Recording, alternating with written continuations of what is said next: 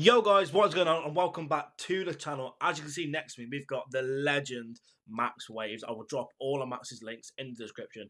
He's a top geezer. But for some reason, if people don't know who you are, Max, can you give a little brief summary about yourself and how you got into football content? Yeah, Liverpool fan, of course. Over on TikTok is where I started daily football content. I've kind of moved over to Instagram and YouTube since. That's what I'm trying to go for at the minute. But yeah, I got into kind of content creation by doing loads of other stuff before. So I just trialed loads of things. So I'd stream on FIFA. I done a bit of writing, like match reports for different companies, and yeah, it kind of came to the point where I was like, kind of stopped doing it, fell out of love with it because it didn't really get me anywhere. Yeah. Then I just thought, pick up my phone, start a TikTok account, and started talking about football. And here we are, a few years later, and seeing some really good growth. So I didn't expect it, but honestly, it's been probably the best thing that I've ever done. I mean, yeah, you meet so many cool people along the way. It's quite niche that you did like writing up match reports and that. Is that something you wanted? Did you want to be like a journalist at the start, or Yeah, I mean, I was really good at English, like yeah, at school. So, and obviously I love football. So I kind of like merged the two yeah, and really enjoyed writing match reports. I think that's why people like my content because after matches, my match reviews, obviously speaking, yeah? I've got that experience of writing. So that might come across, but didn't really get me anywhere. So I thought I was just doing, standard jobs, not really, not really going anywhere. I felt really kind of stuck. So wanted to do something different, something that I was actually passionate about. Started the page, did not expect it to go anywhere, but it's just been a steady process. Like stayed consistent, uploading every day. Told myself just see what happens, and then yeah, it's just been building blocks. Your story probably resonates with quite a lot of people watching now. Like, people want to do it, they're stuck in jobs they don't enjoy, etc. What would be one bit of advice you'd give to someone now wanting to start from your perspective along your journey? Great question. I've been asked this before. Recently, I actually said make the content.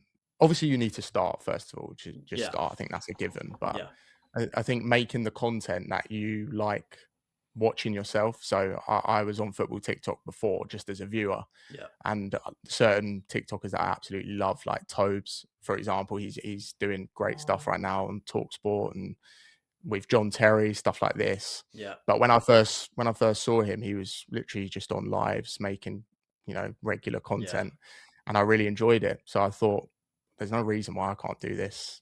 Kind of base a lot of my videos on the best TikTokers that you see, and then try and make it unique in your own way. And that's yeah, it's kind of got me to this point, really. Well, keep it up, man, because you're doing such a good job. Like I said, I love watching your content. As you said, because you was like a journalist style, like the way you speak Mm, and come across, it is very informative and clear. Which, props to you, man, because your content is good. big up, man. Sticking with the Liverpool theme now, because this is a football podcast. What was your earliest first memory being a Liverpool fan? That's a great question. I think not one specific game or anything, but I just remember I had the Michael Owen DVD back in the or a video, probably Yeah, yeah, probably a video of his 100 goals, first 100 goals for Liverpool, and I was just obsessed with him. Thought he was yeah, amazing, obviously in his prime, and then it moved on to Gerrard. So I think I was a bit too young to remember Istanbul. I remember it in yeah, parts, but yeah. not very clearly. And then, yeah, through the Rafa Benitez era, I remember that a lot near the back end of it, like 2006, 7, 8, etc.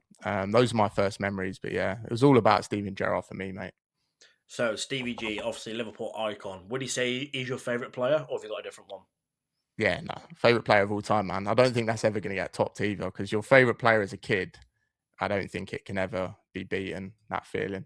They become like a hero, don't they? So you idolise them, watching them grow up. Obviously, the Gerrard slip, which it is in history, but in all fairness, he won Champions Leagues, he won FA Cups. Yeah. The guy's a legend. No, he's honestly like he means so much to so many Liverpool fans and the people I've met through content creation. They basically say the same thing. What he done for us growing up, especially in a tough time when we weren't in a good place as a club. Yeah, kind of dragged us through on his own. So yeah, we owe so much to him, man. That's what I mean. Like the respect's always going to be there because Liverpool wasn't a superstar team. He wasn't competing for league. Liverpool was a mid-table club.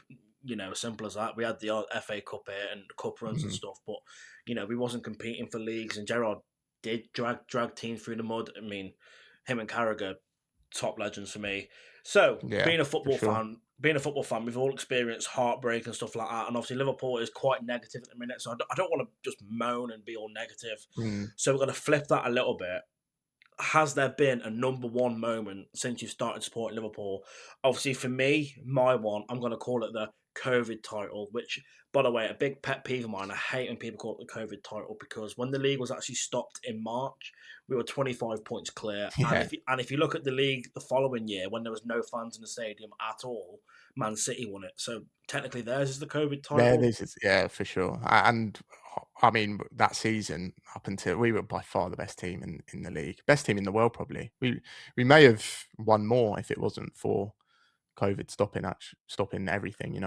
100%. It was such a well balanced team as well. Everyone was Mm. so good. Obviously, Klopp era, which I'm sure we'd all love to bring Klopp back now. So going back to the question, have you got a number one moment or a top couple like from supporting Liverpool throughout your life? Just some standout ones. Yeah, I mean, winning the league was great, but actually it might be it's definitely a me problem. But when it happened, when we did win that the COVID title, it felt kind of anticlimactic to me because obviously there was no real celebration. So Yeah, and we knew we'd won the league since probably January, like it yeah. had been coming for a long time. Then it was like 8 months later in the summer where it got confirmed. So felt a bit anticlimactic. That isn't up there for me. Oh, okay. It actually is the Champions League the year before in Yeah. 2019. That's probably my number one. That feeling when Origi scored to seal it. The best feeling I've probably had as a football fan. And then number two was the league title last year against Spurs when McAllister rocketed that one into the top Yeah. roof of the net. Oh my god, yeah. That day at Anfield was perfect. So if you think about it, last year that game was probably what 2020 should have been, but Yeah. because of Yeah. COVID, it stopped it. But I'd say those two moments, Champions League and the league, obviously in the Klopp era, and then moving on to Slot as well. I think it was just beautiful seeing Jordan Henderson, lift them trophies. We Mm, had a bit of a domination period, like we went through like FA Cups, League Cups, Cup World Cups, Super Cups. We won sort of everything, kind of yeah. in one like little spell. So that was a really really good time with Liverpool. Obviously, players at the minute aren't performing for Slot. That's my verdict. I think they're not playing for the manager. A lot of players do want him gone. Jurgen Klopp, there was never that around the team. So my question to you, Max, is if there was one Liverpool player from any era really, but like someone you've actually watched, one Liverpool player in their prime you could bring back into this current team, who would it be and why? Good question. I think I actually spoke about this the other day with another creator. I think it would be out of two players. It'd be Stevie G, of course. Yeah, Just leadership, get him in the midfield, would drag us through certain games, but also Sadio Mane for that yeah, that winger position. He's so versatile as well, to be fair, but world class in his prime for sure. Probably a top 3 or 4 player in the world. And yeah, I just miss him. I think this current Liverpool team are lacking a lot out wide. Salah's dropped off, understandably so, but Gakpo is not doing very well on the left either. So no. if you bring prime Sadio Mane into that team, I think it solves a lot of our issues. So I'd go with Mane. I've actually got two written down. So my first one, I think because Liverpool do need it now. I mean, you said it yourself. When Canate's bad, he's bad. I Yeah. think someone that would solve this defence right now in his prime would be Joel Matip. Joel Matip and Van Dijk together.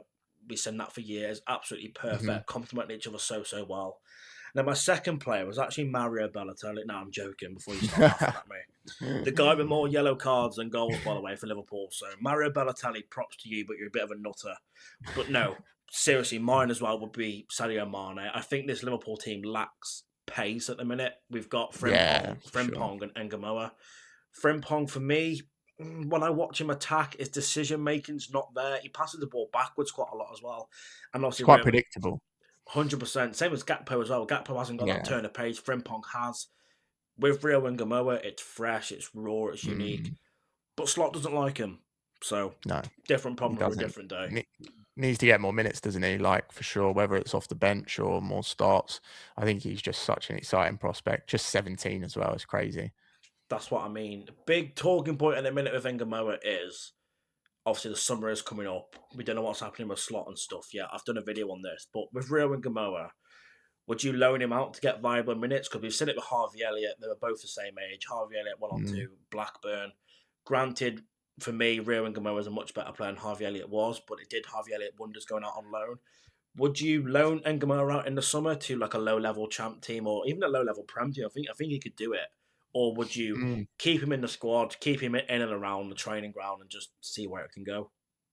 Yeah, I wouldn't loan him. I'd keep him. I think he's shown that he's good enough to impact games at this level. But maybe back in the day, loans were more of the thing. I don't feel like Yeah, that's really happening to these players who are trying to develop anymore. You look at Phil Foden, who just gradually got drip fed into Man City's team yeah, and went on to become obviously one of the best players in the league, despite his kind of form at the minute. But Rio Ngamo is I think when you have a talent that special, you need to just give him the minutes that he deserves. People, I get a lot of comments saying, this is like Yamal. Like, if you're 16 and you're good enough, then just play him. play. Yeah, And to be honest, I wouldn't start him every game. I no, just start him in certain games and definitely bring him off the bench more. But Slot doesn't want to seem to do that. I think if Rio was under Klopp, I think he would have played so many minutes this season. 100%. I mean, going back to the Harvey Elliott comparison, you've seen with Klopp how much he trusted him. Klopp used to praise him so Oh, I much. loved him. He used to always say how good Elliott was until he had that freak injury against Leeds, which Yeah, his ankle was like that, which was disgusting.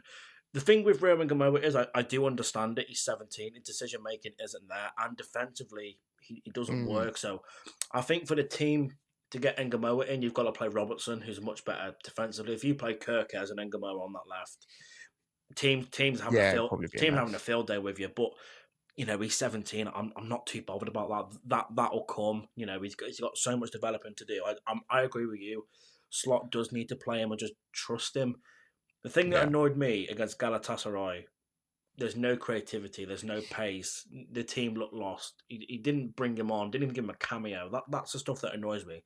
With Ngamoa, he you can bring him on, he can change a game like that. Yes, he doesn't score and assist every week, but getting someone on the ball that's quick and direct, we haven't had that since Amane and a Diaz, who now mm. on the club. We've got no one that can do that at the club.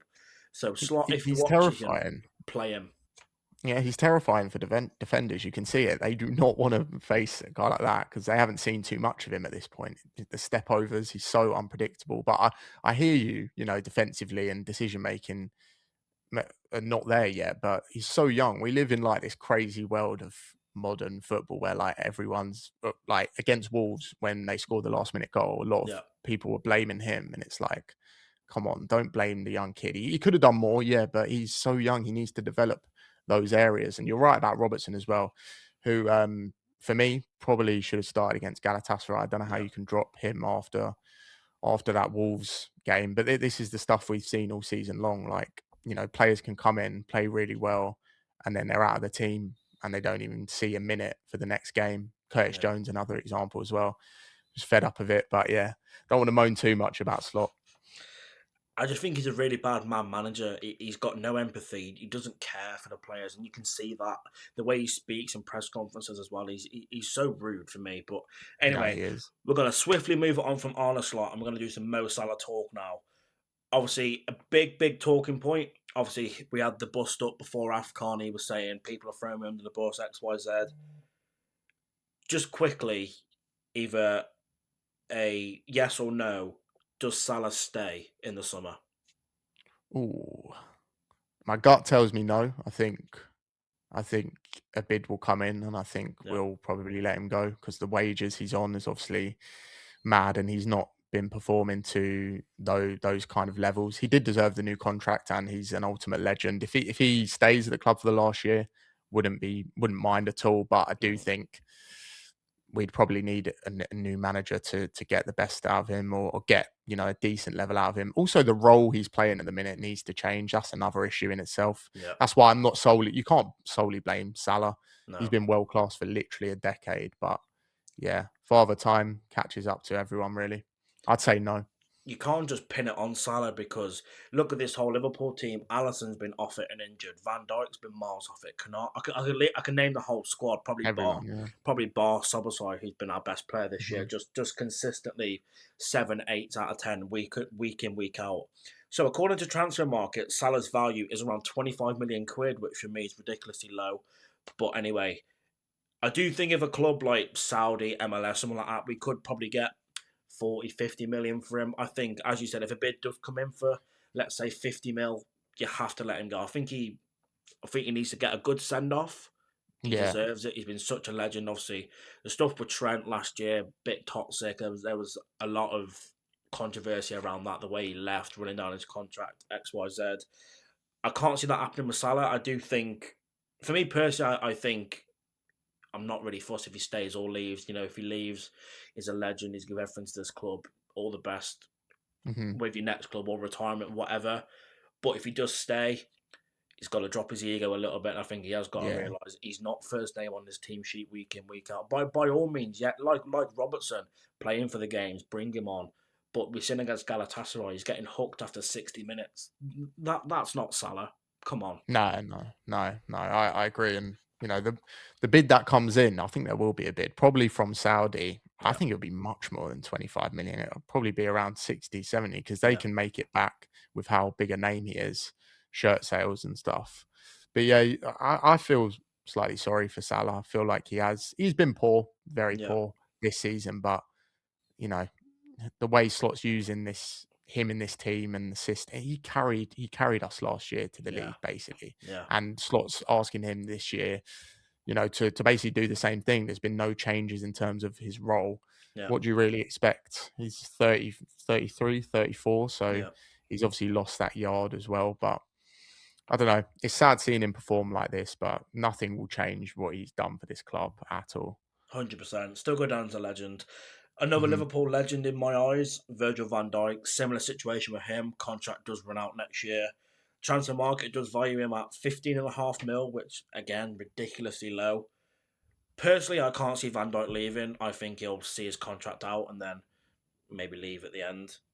What are your thoughts on Van Dijk as well? Because similar situation. Hasn't been off it, but also hasn't been poor either. His levels dropped just like that. Exactly. So I I think it's been overblown how bad he is by yeah, some people, mainly the opposition fans. He's yeah, had some great games this season. He's had some very poor games as well, and he's been super inconsistent yeah, when you look at it for his standards. But this is Virgil van Dijk. This is one of the greatest centre backs I've ever seen, man. He's a yeah, joke, and I think he'll stay. He might actually get an extension after next year, depending on his level. But he's the captain of this team. yeah, If we're going to achieve anything, it's with him. And you look, he just plays every minute for us. yeah. Like, even at 30, 34, he's still pulling out 3 games a week Yeah. minimum. He's so reliable. Scored a lot of goals this season as well. Good from set pieces. Definitely a Liverpool legend. And yeah, I think. Oh fuck! Nope. No, cameras dropped, mate. We're back recording. Sorry about that, guys. Technical difficulties. Anyway, Van Dijk's boss, John Terry's overrated. Let's move on to Curtis Jones. One player I actually can see moving on in the summer. His minutes have dropped after a rumoured bust up of Arne Slot. Obviously, as we said before, Arne Slot, very, very bad at man management. Brilliant performance against Wolves, left out against Galatasaray. Does Curtis Jones have a place in this Liverpool team for you? Yeah, for sure, for sure. Yeah, I would not be looking to sell him. I know there was rumours in January about him going to Inter Milan, yeah, and I was really annoyed about that. But I think there has been a bust up behind the scenes. You look at our midfielders this year; a lot of them. Well, McAllister's been so bad. awful, awful. Gravenberch has been inconsistent. So Boslai's obviously been amazing, but he's been playing here, there, and everywhere. So Yeah, Coach Jones should have had more game time, and whenever he plays, usually seems to be one of our better players. yeah, Some people have him in their top 5 players this season, and you can't really argue with that. No. There's no way we should be selling him. I think the fan base is proper weird about him as well. They hate on him too much. He gets a lot of stick, like if he Mm, doesn't do certain things in the game, obviously holds onto the ball for too long, etc. Which I do get, but mm, he's 25. He's still developing, really. I mean, market value, according to Transfer Market, which a lot of these have been quite stinky for me. 30 million quid. I think you can get more for Curtis Jones. I really I do. think you can. The Yeah, I think. the quality on Jones, if you can build a team around him to his strengths. I mean, he's only got 4 goal contributions this year, which isn't amazing, but his game is so much more than scoring goals. He's so good defensively, but people don't actually see as Yeah. well. Me personally, I'd love to see him sit more back as like a number 6 next to Grafenberg. I Mm. mean, I don't know what your thoughts on that. Like, do you think could he be a starter in this team potentially? He can be. He can be. He's got the ability. His ability is crazy, and he's versatile. Like you say, he can play 6, 8, 10. Even at right back, he's done Yeah, a job there yeah, for us. But I think people have these just unrealistic expectations of Jones that yeah, he's meant to be like meant to develop into a world class player for us. It's like no, he can be like an elite squad player minimum. yeah. If he breaks into the first 11, obviously that's what you'd want. But no, he's not like a Trent. He's not like this superstar quality No. player. He's just come through the ranks. He's gonna get loads of games for Liverpool, and that's more than enough. I don't know why people are so obsessed with him. I think it was 40 million that Inter Milan were looking to get him for. Yeah, In the summer, that could something like that could happen, but I really hope it doesn't. That one will really hurt me because I rate him a lot, and he's come through the ranks. These type of local young players through the academy, yeah. it's what Liverpool should, always try to hold on to. But under Slot, I feel like we've, sold a lot of those kind of players. Yeah, we've lost a bit of an identity. I feel like, We have. if you watch this Liverpool team, how did we play? We don't know. I mean, I did a video on this when Liverpool set up with Jurgen Klopp. Okay, 4-3-3. Robertson and Trent are up here. Firmino's here. It's relentless, fast-paced football. No time to think or breathe. With Arne Slot, what are we getting? Because Hmm. we've tried to play low block, doesn't work. We've tried to play the way Klopp did, doesn't work because Van Dijk hasn't got the legs anymore, and Kanate is not good enough to hold that back on his own. It's a really, And really that midfield as well. yeah, midfield as well, awful. But it feels like we say this every single game. I was doing a match reaction, and it's like I'm bored of saying like, "Oh, midfield not good enough, Slot not good enough," and it's like it's so repetitive. Like we've got Tottenham It on is. Sunday, who, by the way, are god awful. But you said this with Brian, it'll be the most Liverpool thing to get turned over like 3-0. It just would. Yeah, it would It just would this year. be so embarrassing, wouldn't it? Especially when they're fighting relegation and just got battered by Atletico. I still think there's no way they come to Anfield and win. But the thing is, you can't definitively rule it out Yeah, because this Liverpool team, they give everyone a chance. We've drawn at home to Burnley and Leeds, yeah, some dire performances. And you're right about just being bored of saying the same old things. It's I actually struggle for a lot of content ideas around Liverpool. Whereas last year it was flying. yeah. I was loving it. So many things coming into my brain, but this year it's just negativity, mate, and you're repeating yourself constantly. It's I can't believe that we're still sat in March and he's the manager. To be honest, It just feels like we're delaying the inevitable. The game that stands out for yeah, me is the 4-1 against PSV at home.